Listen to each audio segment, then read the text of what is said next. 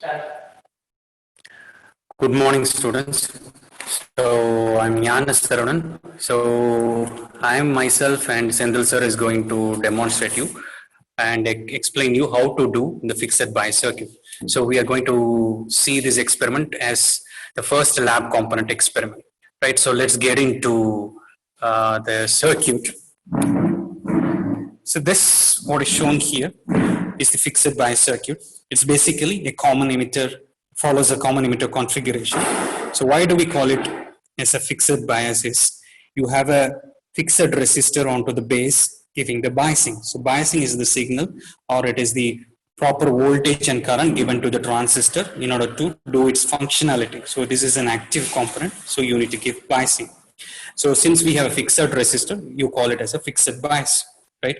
So this is a common emitter configuration. So the emitter is common between input and the output. So the input signal is given through a function generator, right? So we'll show you how function generator looks like, and the output is seen across the cathode ray oscilloscope. So this is how the circuit will look like, and the major components are a transistor. So here BC547 that we use comes in a plastic package. There are three terminals. The first terminal is collector, base, emitter. The shortest form is CBE, right? So this is how it looks like. So the first terminal is collector, base, emitter. So this is common for all plastic packages. So in the symbolic diagram of this is the transistor looks like this. So the arrow marks indicates the emitter terminal, base, and collector, right? So, and this is the model graph. So what we are going to do is we are going to change the input signal's amplitude is fixed. We are going to change the frequency. You see, we are going to change the input frequency and see what is the output voltage that's going to come. So that's the agenda of the circuit. Now here is Sendil sir.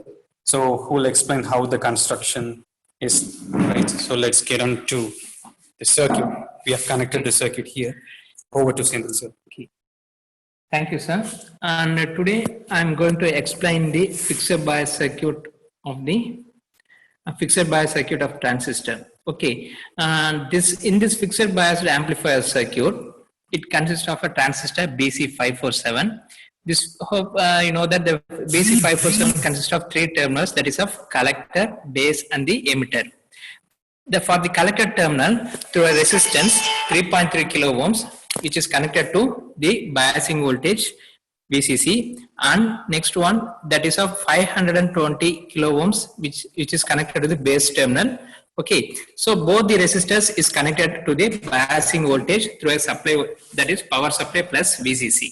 But see here, the positive terminal of the power supply is directly connected to the biasing resistors. Okay, next the negative terminal. So the negative terminal is connected towards the ground. So since we have I have mentioned about the collector terminal, that is of 520 kilo ohms is also connected to VCC, and the emitter terminal which is connected directly towards the ground. Okay. Now we have for this circuit we have to provide the input signal. So this is the instrument which is used for generating the input signal. The name of the instrument is function generator. So this function generator can able to generate the maximum range of 3 megahertz. It is written here as 3 megahertz. This is your maximum range. So 0.3 hertz to maximum 3 megahertz, it can able to generate the signals. Three kinds of signal this function generator can able to generate, that is of sinusoidal signal, triangular signal, and the square wave signal. Now for generating the sinusoidal signal, just I have selected the sinusoidal signal, and next I have to set the input signal. For setting the input signal, this I have set to 0.02, that is nothing but 20 millivolts is the input signal what I have set. Now this 20 millivolt input signal is given to the base of the transistor. See, this red color wire is connected to the base of the transistor, and the green color wire is nothing but it's a grounded. That is the negative terminal.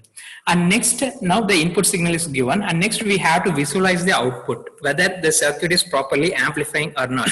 For visualizing that, we are using an instrument which is called as cathode ray oscilloscope. In short, we will be calling it as CRO. This is a dual channel oscilloscope.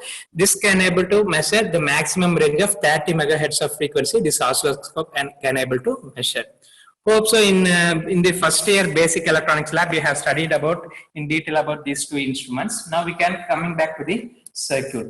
So in the collector terminal, see here, this collector terminal, this yellow color wire, through the coupling capacitor, this collector terminal is connected as the output terminal, which is connected to the positive terminal of the CRO.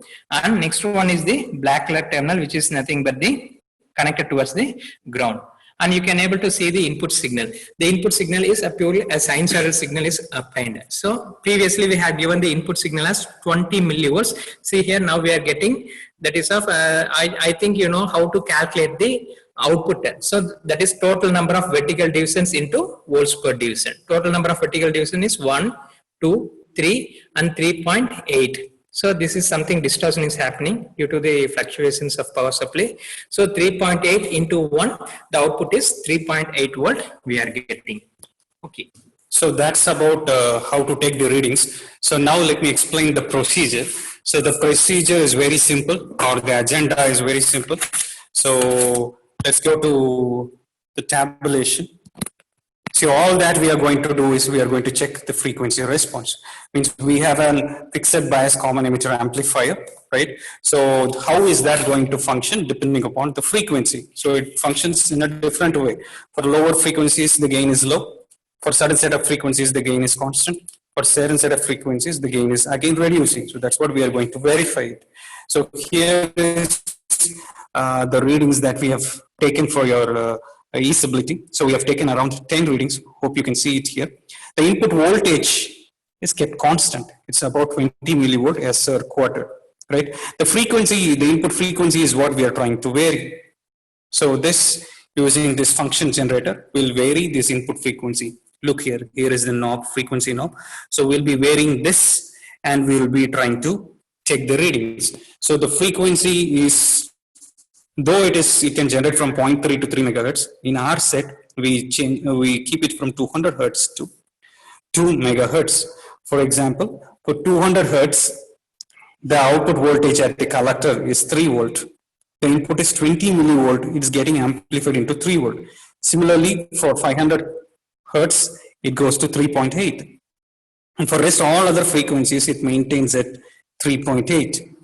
At 20 kilohertz, it falls down to 3 volt. At 500 kilohertz, it falls down to 2.2. And for 1 megahertz, it falls down to 1.8. And for 2 megahertz, it falls down to 0.8. So you can see that it follows the model graph.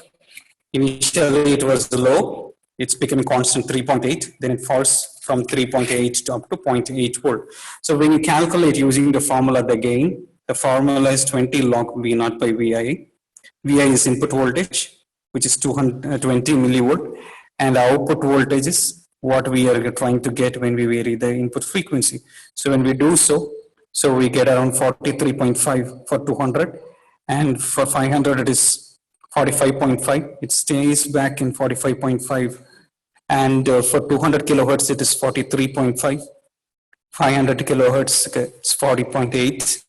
1 megahertz, it's 39.0. And 2 megahertz, it is 32.0. So this is how you need to calculate. Hope you observe this reading. Now, sir will show you about how to plot this set of reading in semi-log sheet. Yeah, we forgot to say. So we'll take one sample reading for you. So keep 1 kilohertz as the input signal. 1 kilohertz. See here, I have just kept the frequency as 1 kilohertz. That is of 1. Okay. This is 1.1 kilohertz I have set as the input signal. Now you observe the output signal. So output you will be getting it as 1, 2, 3, 3.8 you are getting almost. Due to the distortions, we couldn't able to see clearly. So we are getting 3.8. And then now you see here, if I vary the frequency, what happens? The frequency, now time period reduces. So now you see here, I'm varying the frequency. Again, I'm varying the frequency. Now you can able to visualize that the gain is reduced. Yeah, the gain is reduced. So when I increase the frequency, now you see here, when I increase the frequency, gradually the gain decreases. Okay, this is what the thing. So in this experiment, we are going to study what is the maximum bandwidth through which the circuit can able to operate as a perfect amplifier. What is the range of the frequency that we are going to see? So in this, if you see here, means we are getting the frequency is slow. This is because of the coupling and the bypass capacitors. So at low frequency, the gain is decreased. That is why we are getting a slope. The slope is caused because of the coupling and the bypass capacitors. Once when frequency reaches up to a certain level, what happens? The gain is maintained constant. When I further increase the frequency due to the effect of junction capacitance, what happens? The gain starts to decrease. The same thing I have just the sir had we have just taken the readings and we have plotted in the Semilog graph sheet. So this is the frequency response curve is generally it is plotted in the Semilog graph sheet. So this is basically a Semilog graph sheet. In the x-axis, you will be the gain which is in the y-axis, and then in y-axis, which is in the y-axis, you will be having the gain in decibels, and in y-axis, you will be having the frequency. Okay, see here in the x-axis we see here the gain, it is a frequency starting from 100 hertz. Okay, it will be goes on, and this is of 200. Then 210, 220, 230, it will be on 300. So like this, it goes for 1 kilohertz. After 1 kilohertz, it will be going for again 2, 3, 4. Like this, it will be going for 10 kilohertz. And after 10, you will be going for 20, 30, 40. Like this, going for 100 kilohertz. And from 100, it is of 200, 300 to maximum 1 megahertz. And after 1 megahertz, you up to maximum of 10 megahertz. I have plotted in the X scale. Okay, in the Y scale, the gain is plotted in terms of decibels. I'm starting from 0, 10. So the one unit I have took, that is of 10 divisions. Yes. So 0, 10, 20, 30, 40 and 50 like that. So for each and every readings, I have just plotted the frequency with respect to gain. Gain versus frequency, the graph is plotted. See here, for 20 hertz of frequency, I have plotted, 200 hertz of frequency, I have plotted 43. This is how. See here, for the 200 hertz of frequency, I have just plotted here. Okay. 40. So for the 200, here. For the 200, I have plotted this scale, that is of 43.5. Yes. And then for 1 kilohertz, 1 kilohertz, I have plotted for 45. Like this, for each and every frequency scale, I have plotted the gain in terms of decibels. After plotting this frequency response curve, we have to reduce minus 3 dB. So from here, 1, 2, 3. So I have reduced minus 3 decibels. After reducing minus 3 decibels, I am getting the new lower cutoff frequency and upper cutoff frequency. So can you say why 3 dB? So the 3 dB, it is called as half power frequency.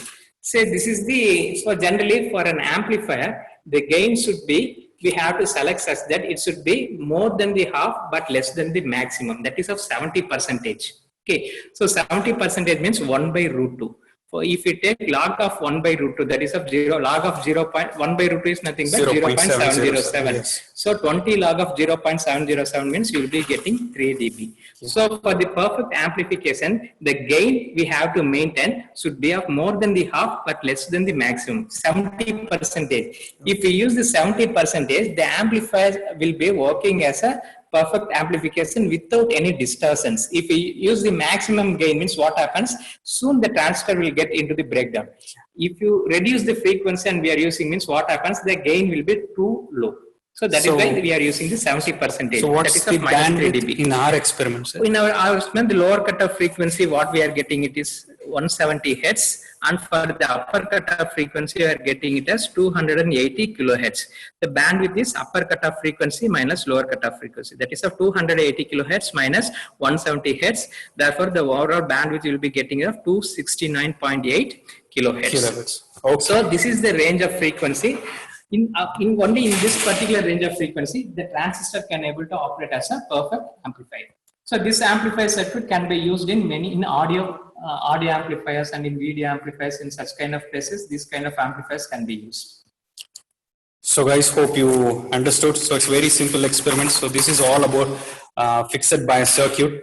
So you have a circuit, you just need to connect it. You need to vary the input frequencies and note down the output signal. So as simple as that. So we have given the readings, we have shown you how to plot it. So do this in your observation